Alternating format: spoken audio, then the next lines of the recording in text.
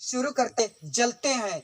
क्यों? क्योंकि वो लोग धर्मशास्त्र को, मूसा नबी का पुस्तक को और नबियों की ग्रंथ को ये अच्छा से पढ़ते थे और जानते थे, इसीलिए उसका यीशु का विरोध करते हैं। क्यों? क्योंकि यीशु के समान वचन बोल नहीं पाते हैं, यीशु के समान सामर्थ्य को प्रकट नहीं कर पाते हैं, इसलिए उसको जलन करते हैं, उसका विरोध करते हैं। और यीशु आगे आगे चलता है और ये शिक्षा देते हुए जाता है कि मैं यदि इस धरती का हूं तो स्वर्ग की बात कैसे बता रहा हूं। यदि मेरी शिक्षा स्वर्ग की है, यदि मेरी शिक्षा धरती की है तो आप ठीक है, लेकिन आप मैं ईश्वर का पुत्र हूं उसे आप स्वीकार नहीं करते हैं, लेकिन मेरे कार्यों को देख करके तो स्वीकार करो, उसे तो विश्वास करो। इसीलिए यीशु चिन्ह और चमत्कार पहला स्टेप में, और दूसरा स्टेप में क्या मतलब था? यीशु धरती के अंदर में गाड़ा जाना। क्यों? क्योंकि आदम एवा पाप किया था। कौन सा पाप किया था? व्यभिचार का पाप, ईश्वर का आज्ञा का उल्लंघन।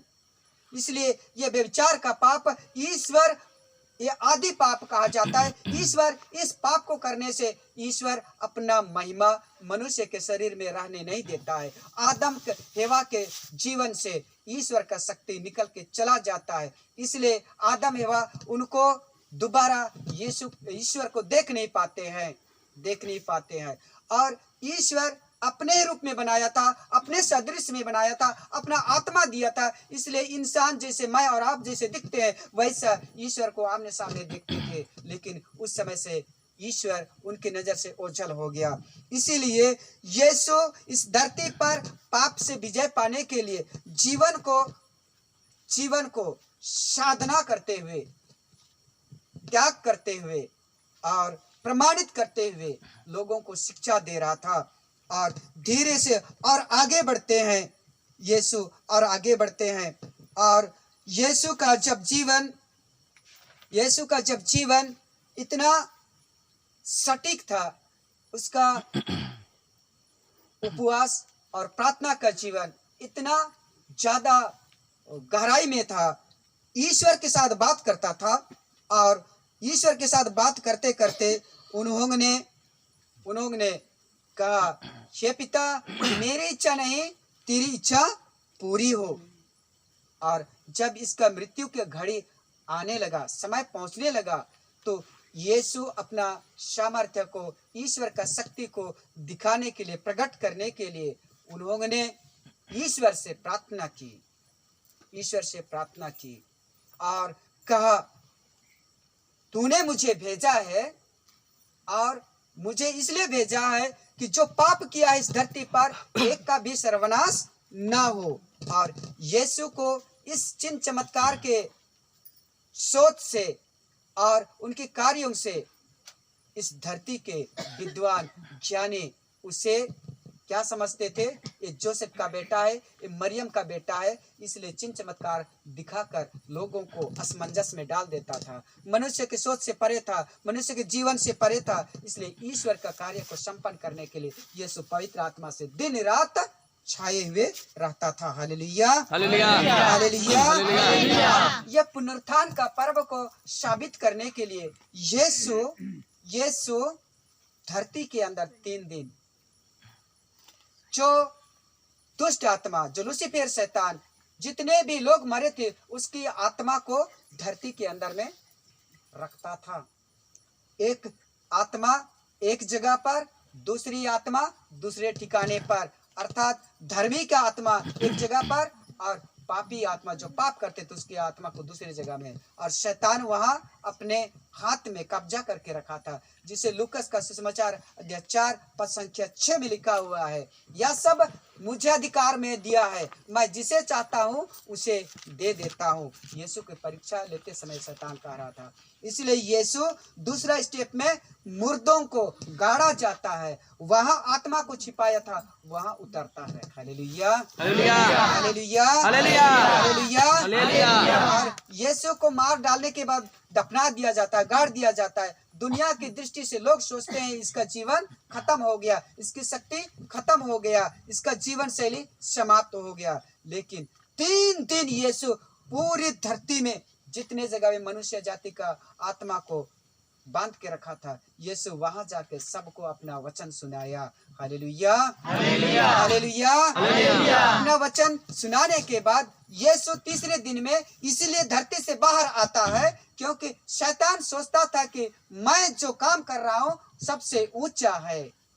इसलिए यीशु धरती के नीचे चला और धरती के अंदर में जो आत्मा छिपाया गया था, रखा गया था बांध करके, उसको यीशु वहां से छुटकारा देता है, निकालता है। Hallelujah, hallelujah, hallelujah, hallelujah. और यीशु जब जीवित होता है, यीशु जब बाहर आता है, लोग उसे देख करके असमंजस में पड़ते हैं, ये प्रेत है। और यीशु लोगों को दिखाई देता है, बात करता है, देखो मैं वही हूं या नहीं हूं।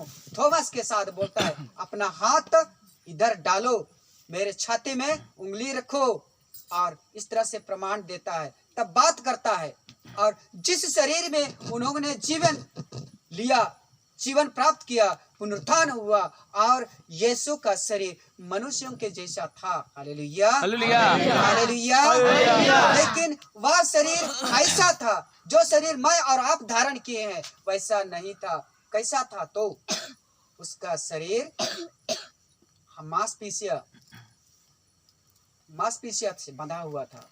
जो हड्डी था वह हड्डी मुड़ जाता था, जैसा रबड़ को मोड़ा जाता है, जैसे उसको घुमा फिराया जाता है, एक ठोस के रूप में मोड़ करके रखा जाता है। यीशु ऐसा भी उसका शरीर होने जैसा और होता था, हुआ था। इसीलिए बंद कमरे में घुस जाता है। एक हाड़ मांस इंसान के लिए दरवाजा चाहिए कि नहीं चाहिए? चाहिए कि नहीं चाहिए? चाहिए। और हाड़ मांस का इंसान उस बंद कमरे में घुस जाता है। इसीलिए यीशु जो जीवन लिया, यीशु जो उसका रूप लिया, वो ऐसा रूप था कि वह इस धरती का नहीं है। Hallelujah, hallelujah, hallelujah, hallelujah. उस सच्चाई को प्रकट करने के लिए वह एक बार नहीं, कई बार दर्शन देता है, कई बार दिखाई देता है। और यीशु जो कपड़ा पहना था वह इस धरती का कपड़ा नहीं था। इस धरती का कपड़ा को तो उस कब्र के अंदर में छोड़ा था। जो सिर पर बांधा गया था वह अंगोछा भी उसको ताक किया हुआ रखा था उसी के अंदर। और जो शरीर में लपेटा गया था वह भी दूसरे जगह में पड़ा हुआ था। Hallelujah, hallelujah, hallelujah. आखिर यीशु कौन सा शरीर लेके आया? आखिर यीशु कौन सा कपड़ा पहन के आया?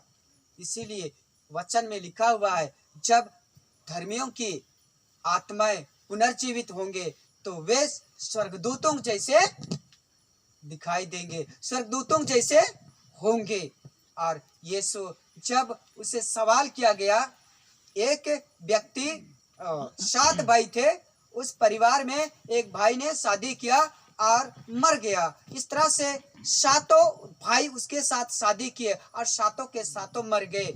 और यीशु के साथ सवाल जवाब करते हैं। यीशु उनको उत्तर देता है, ना तो स्वर्ग राज्य में विवाह किया जाता है, ना विवाह में स्त्री दी जाती है, वह तो सब स्वर्गदूतों जैसे होते हैं। Hallelujah, hallelujah, hallelujah. उसी सच्चाई को प्रकट करने के लिए यीशु स्वर्ग में जाने से पहले कई लोगों को दिखाई देता है।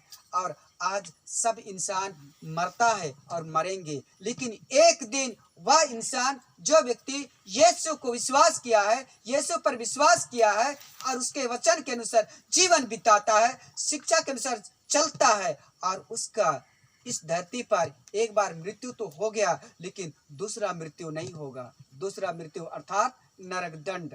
और इस तरह यीशु प्रमाणित करता है कि मैं और आप, दुनिया को शिक्षा देता है कि इंसान मरने के बाद इस धरती से ऊपर उठाया जाएगा। और इस शरीर में वह आत्मा जिस दिन मुझे और आपको एक माँ के गर्भ में जन्म हुआ, माँ के गर्भ के द्वारा हमें जन्म मिला, माता पिता के द्वारा जन्म मिला, यह शरीर जैसा मैं और आप धारण किए हैं, ये शरीर एक दिन वैसा ही जीवन प्राप्त कर